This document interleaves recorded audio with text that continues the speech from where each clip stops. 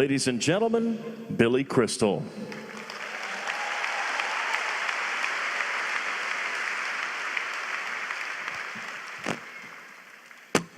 Thank you, ladies and gentlemen. We're at the halfway point.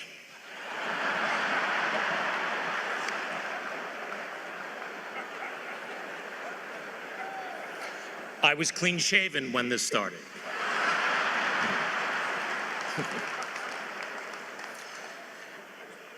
Dear Lonnie, family, friends, Mr. President, members of the clergy, all of these amazing people here in Louisville. Today, this outpouring of love and respect proves that 35 years after he stopped fighting, he is still the champion of the world.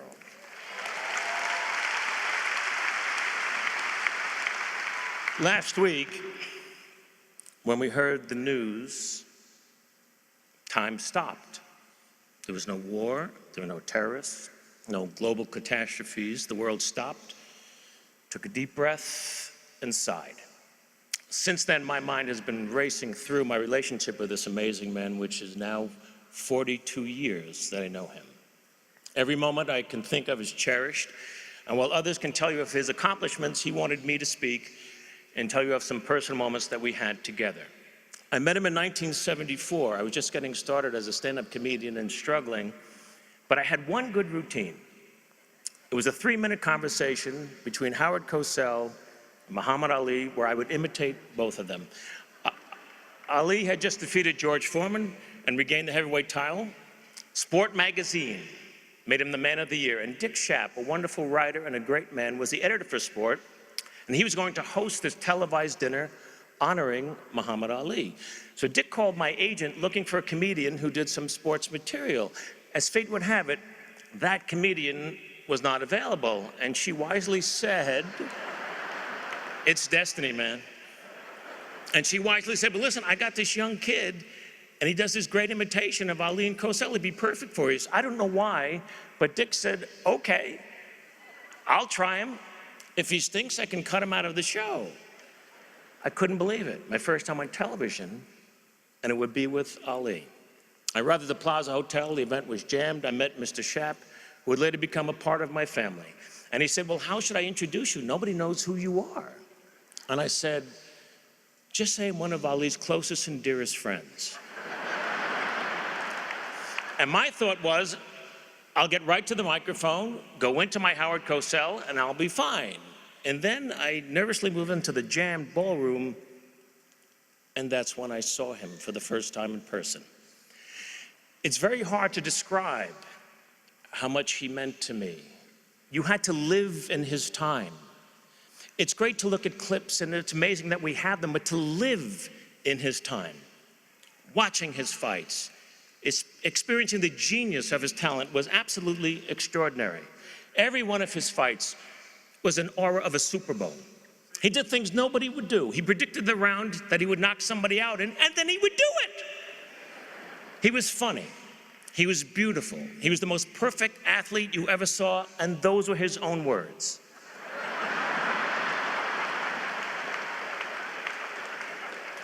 But he was so much more than a fighter as time went on.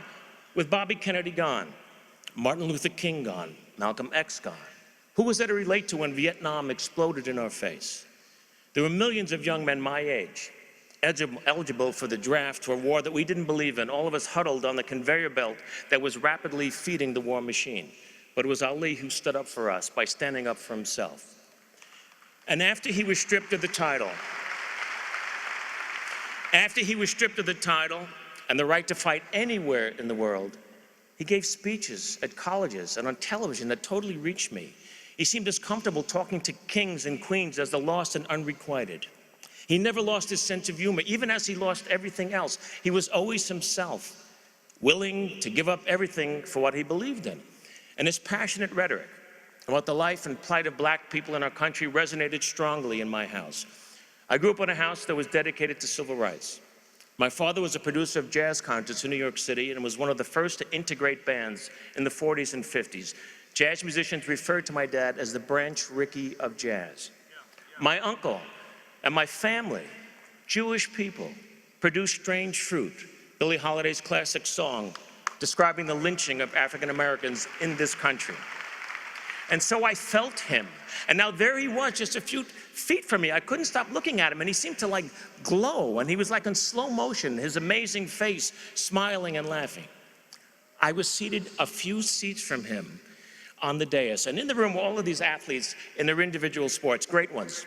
Gino Marchetti of the Baltimore Colts, Franco Harris of the Steelers, Archie Griffin, who had won the Heisman from Ohio State, literary legends, Neil Simon, George Plimpton, all on the dais, fawning over Ali, who then looked at me with an expression that seemed to say, "What is Joel Gray doing here?" Mr. Shapp introduced me as one of Ali's closest and dearest friends. 2 people clapped. My wife and the agent. I rose, Ali still staring at me. I passed right behind him, got to the podium, went right into the Cosell. Hello everyone, Howard Cosell coming to you live from Zaire. Some would pronounce it Zaire. They're wrong. It got big laughs.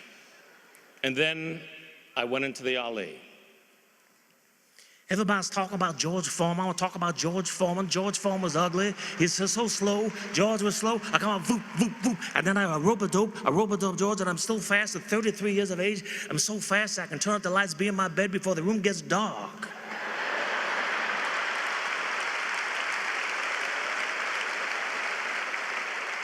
Howard, I'm announcing tonight that I got new religious beliefs. From now on, I want to be known as Izzy Yiskowitz. I am now an Orthodox Jew. Izzy Yiskowitz, I am the greatest of all time. The audience exploded. See, no one had ever done him before. And here I was, a white kid from Long Island, imitating the greatest of all time, and he was loving it. When I was done, he gave me this big bear hug, and he whispered in my ear, "You're my little brother." Which is what he always called me until the last time that I saw him.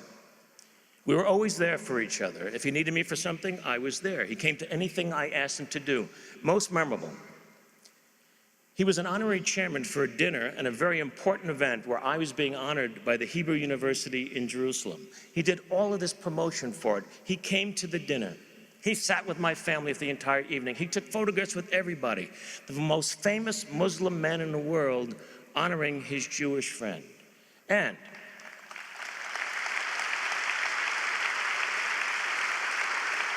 because he was there, we raised a great deal of money. And I was able to use it to endow the university in Jerusalem with something that I told him about. And it was something that he loved the theory of. And it thrives to this day. It's called Peace Through the Performing Arts. It's a theater group where Israeli, Arab, and Palestinian actors, writers, and directors all work together in peace, creating original works of art. And that doesn't happen without him. I had so many funny, unusual moments with him. I sat next to him at Howard Cosell's funeral, a very somber day to be sure. Closed casket was on the stage. Muhammad and I were sitting somewhere over there next to each other. And he quietly whispered to me, "Little brother, do you think he's wearing his hairpiece?"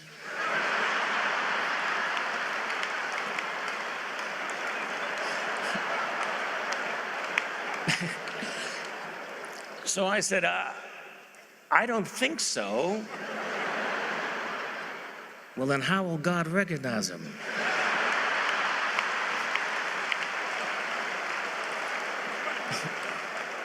So I said, "Champ, once he opens his mouth, God will know." So we started laughing. It was a muffled laugh at first, but then we couldn't contain ourselves. Here we were at a funeral, me with Muhammad Ali, laughing like 2 little kids who heard something dirty in church. You know, we're just laughing and laughing. And then he looked at me and he whispered, "Howard was a good man." One time he asked me if I would like to run with him one morning, do road work with him. I said, well, that'd be amazing. Where do you run? He said, well, I run at this country club, and I run on a golf course early in the morning. It's very private. Nobody bothers me. We'll have a great time. And I said, champ, I can't run there. The club has a reputation for being restricted. Well, it's restricted me. They don't allow Jews there. They don't have any Jewish members. He was incensed. I'm a black Muslim, and they let me run there. Little brother, I'm never going to run there again. And he didn't.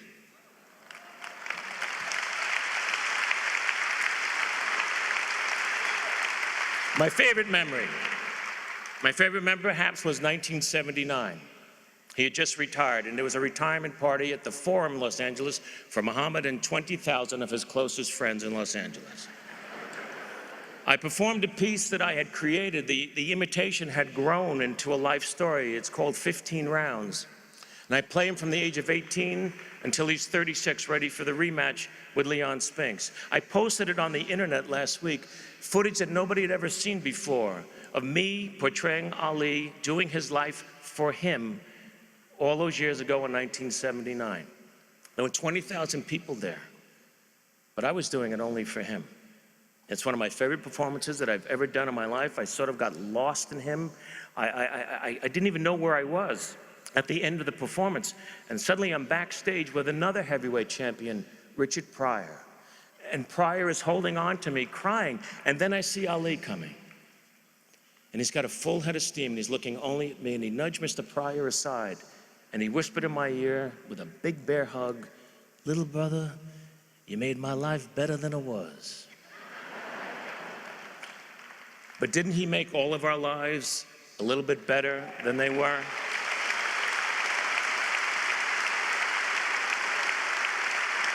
That, my friends, is my history with a man. And I've labored to come up with a way to describe the legend. He was a tremendous bolt of lightning, created by Mother Nature out of thin air, a fantastic combination of power and beauty.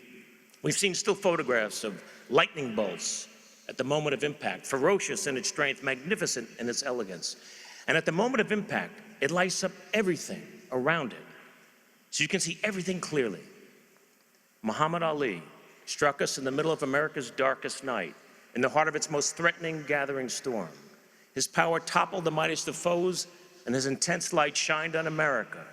And we were able to see clearly injustice, inequality, poverty, pride, self-realization, courage, laughter, love, joy, and religious freedom for all.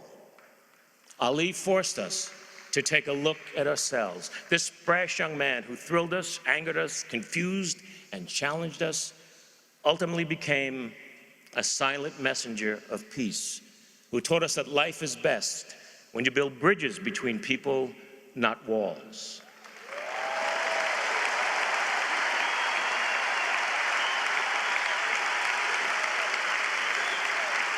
My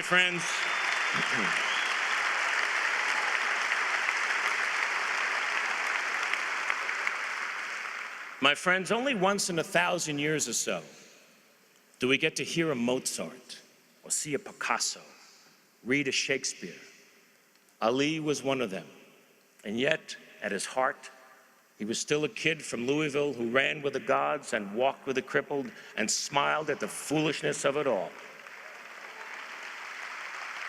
He is gone, but he will never die. He was my big brother. Thank you.